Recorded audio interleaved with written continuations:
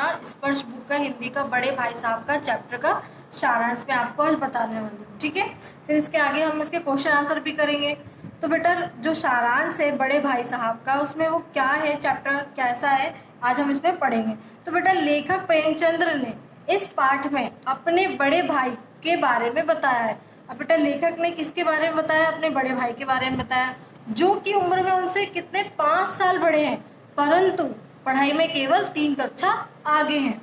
लेखक स्पष्टीकरण करते हुए कहते हैं, ऐसा नहीं है कि उन्होंने बाद में पढ़ाई शुरू की, बल्कि वह चाहते थे कि उनका बुनियाद मजबूत हो, इसीलिए 1 साल का 2 साल का समय उन्हें लग जाता था पढ़ाई में। उनके बड़े भाई को, उनके बड़े भाई कक्षा में पास नहीं कर पाते थे। अब बेटा उनके जो बड़े भाई थे वो क्या करते थे, कक्षा में पास नहीं कर पाते थे। तो लेखक की उम्र 9 साल थी। अब जो लेखक थे, जो प्रेमचंद्र हैं, वो कितने साल के थे, 9 साल के थे। और उनके बड़े भाई कितने साल के थे बेटा, 14। तो आपसे 1 नंबर में पूछ सकता है कि बेटा लेखक की उम्र और उनके बड़े भाई की उम्र कितनी थी, तो आपको ये मैंने बता दी है। वे लेखक की पूरी निगरानी रखते थे। अब जो उनके बड़े भाई थे वो किसकी निगरानी रखते थे, लेखक की, जो कि उनका जन्मसिद्ध अधिकार था। बड़े भाई स्वभाव से बड़े ही अध्ययनशील थे। अब बेटा जो उनके बड़े भाई थे वो पढ़ाई में बहुत अच्छे थे, ठीक है, हमेशा किताब खोले बैठे रहते थे, वो हमेशा पढ़ते रहते थे। समय काटने के लिए कॉपियां पर वो क्या करते थे, हमेशा कॉपियां खोलकर बैठे रहते थे और क्या करते थे, कॉपियों में टाइम पास, जैसे कि वो क्या करते थे, चित्र बनाया करते थे या फिर कुछ शायरियां वगैरह लिखा करते थे। ऐसे वो काम करते थे जिससे सब लोगों को ये लगता था कि वो बहुत पढ़ाई कर रहे हैं, ठीक है। दूसरी तरफ लेखक का मन पढ़ाई में बिल्कुल भी नहीं लगता था। अब बेटा लेखक जो थे उनका पढ़ाई में तो बिल्कुल भी मन नहीं लगता था। अवसर पाते ही वो हॉस्टल से निकलकर मैदान में खेलने चले जाते थे। अब वो वही हॉस्टल में रहते थे और वहां से जब भी उन्हें मौका मिलता था वो खेलने के लिए बाहर चले जाते थे। खेल कूद कर जब वो वापस आ जाते तो उन्हें बड़े भाई के रौद्र रूप का दर्शन करना पड़ता था। मतलब जब भी वो खेल कर आते थे तो उनके बड़े भाई उनसे थोड़ा सा रुद्र व्यवहार करते थे, ठीक है, मतलब क्रोध टाइप का। अब हम आगे इसका देखेंगे। देखो बेटा,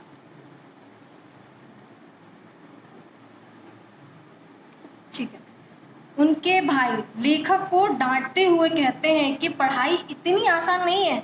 अब जो बड़े भाई थे वो अपने छोटे भाई से कहते हैं कि पढ़ाई इतनी आसान नहीं है, इसके लिए दिन रात आंखें छोड़नी पड़ती है। देखा, आंखें मतलब कि फोड़नी पड़ती है, दिन रात मेहनत करनी पड़ती है, खून जलाना पड़ता है, तब जाकर समझ आती है पढ़ाई। अगर तुम इसी तरह खेलते रहोगे, इससे अच्छा है कि तुम गाँव चले जाओ, अपने घर चले जाओ, जहाँ पे तुम गुल्ली डंडा खेलते रहना, ठीक है।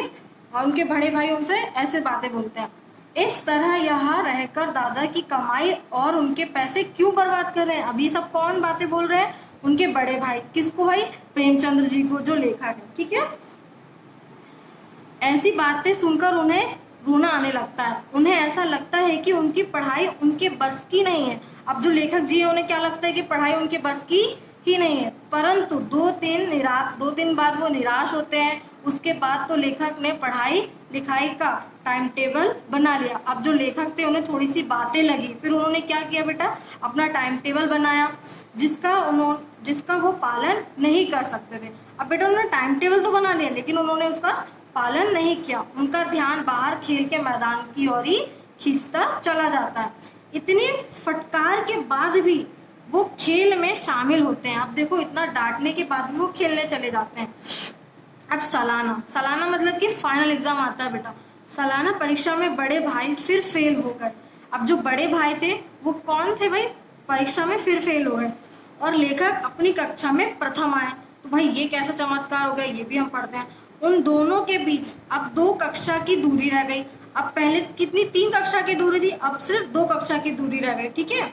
लेखक के मन में आया कि वह भाई साहब को आड़े हाथों ले, परंतु उन्हें दुखी देकर लेखक ने इस विचार को त्याग दिया और खेल कूद में फिर व्यस्त हो गए। उनको लगा कि भैया इतना पढ़ते हैं और फिर भी मैं प्रथम आया, उन्होंने ऐसा मन में सोचा, लेकिन उन्होंने अपनी बात नहीं की, वो वापस अपने खेल कूद में व्यस्त हो गए। ओके, अब हम आगे बढ़ते।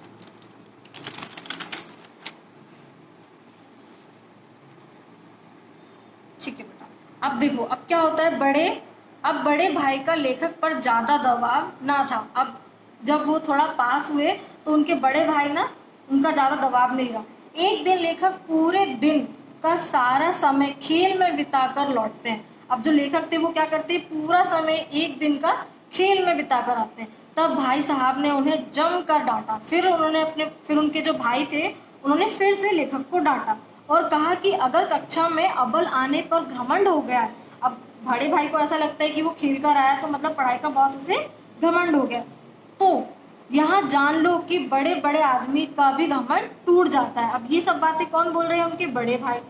तुम्हारी काया हस्ती है, तुम्हारी क्या हस्ती है बेटा, ये क्या है, ओके, तुम्हारी क्या हस्ती है।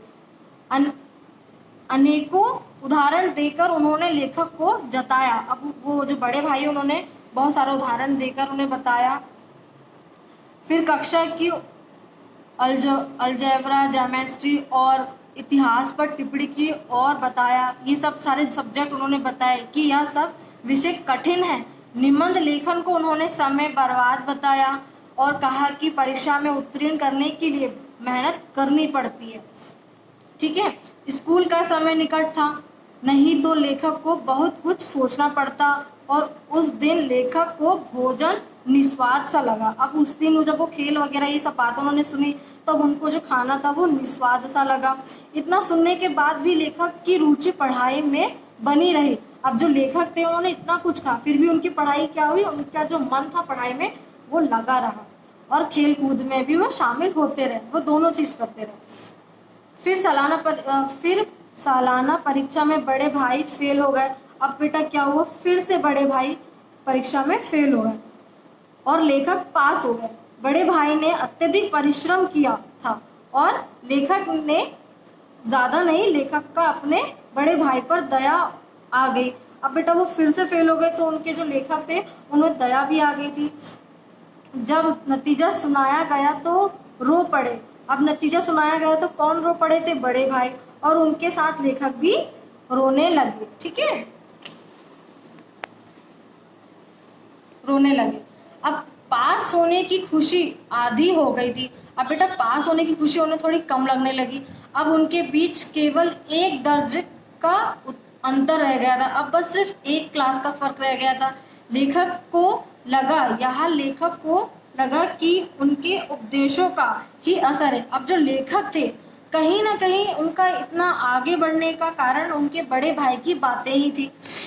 उन्हें ऐसा असर हुआ, उन्हें ऐसा एहसास हुआ कि वे धनाधन पास हो जाते थे। अब भाई साहब नरम पड़ गए थे। अब बड़े भाई साहब क्या हुआ भाई, नरम पड़ गए। अब उन्होंने लेखक को काटना बंद कर दिया। अब लेखक के मन में यह धारणा बन गई कि वह पढ़े या ना पढ़े वे पास हो जाएगा। अब बड़े भाई पहले उन्हें क्या करते थे, डांट दिया करते थे, लेकिन अब उन्होंने अपने मन में ही ऐसा सोच लिया है कि अब ये पास हो या फेल हो ये पास हो ही जाएगा। ठीक है, अब एक दिन संध्या के समय लेखक हॉस्टल से दूर कनकुआ लूटने के लिए दौड़े जा रहे थे। ठीक है, तभी उनकी मुठभेड़ बड़े भाई से हो गई। ठीक है, और वे लेखक का हाथ पकड़ लिया और गुस्सा होकर बोले कि तुम 8वीं में भी आकर ये काम कर रहे हो। मतलब कि वही खेलने कूदने वाला काम कर रहे थे। उनके बड़े भाई ने उनको देख लिया, फिर उनने पकड़ा। फिर देखो क्या होता है बेटा, काम कर रहे हो, एक जमाने में 8वीं पास, परंतु तुम इससे महत्व नहीं देते। तुम भाई 8वीं क्लास पास हो गए हो लेकिन उसको कोई महत्व ही नहीं दे रहे हो। उन्होंने लेखक को तजुर्बे का महत्व स्पष्ट करते हुए कहा कि भले तुम मेरे से कक्षा में आगे निकल जाओ फिर भी मेरा तजुर्बा तुमसे ज़्यादा ही रहेगा। अब वो ये समझाने लगते अपने छोटे भाई को, मतलब कि लेखक जी को। उन्होंने लेखक को अम्बा दादा का उदाहरण देते हुए कहा कि भले ही हम बहुत पढ़ लिख जाएं परंतु उनके तजुर्बे की बराबरी नहीं कर सकते। अब बेटा कितना भी पढ़ लिख लो आप, लेकिन आप बड़े बुजुर्गों का अनुभव नहीं सीख सकते, नहीं कर सकते। वह बीमारी से लेकर घर के काम काज में हमारे से ज़्यादा अनुभवी हैं। सही बात है। अब थोड़ा सा बच्चा है वो भी जल्दी से हो जाएगा। इन बातों को सुनकर लेखक उनके आगे नतमस्तक हो गए। अब भाई उनको ये सारी चीज़ें समझ में आने लगी, इसीलिए जो लेखक जी थे वो अपने बड़े भाई के सामने नतमस्तक हो गए और उन्होंने अपनी लघुता का अनुभव हुआ। इतने में ही एक कनकुआ उन लोगों के ऊपर से गुजरा। एक कनकुआ मतलब कि पतंग। कनकुआ किसको बोल रहे हैं बेटा? पतंग को। चूंकि बड़े भाई लंबे थे इसीलिए उन्होंने पतंग की डोर को पकड़ ली और हॉस्टल की तरफ दौड़ कर भागे। लेखक उनके पीछे पीछे भी चले गए। तो बेटा यही थी आज हमारे बड़े भाई साहब की कहानी का सारांश।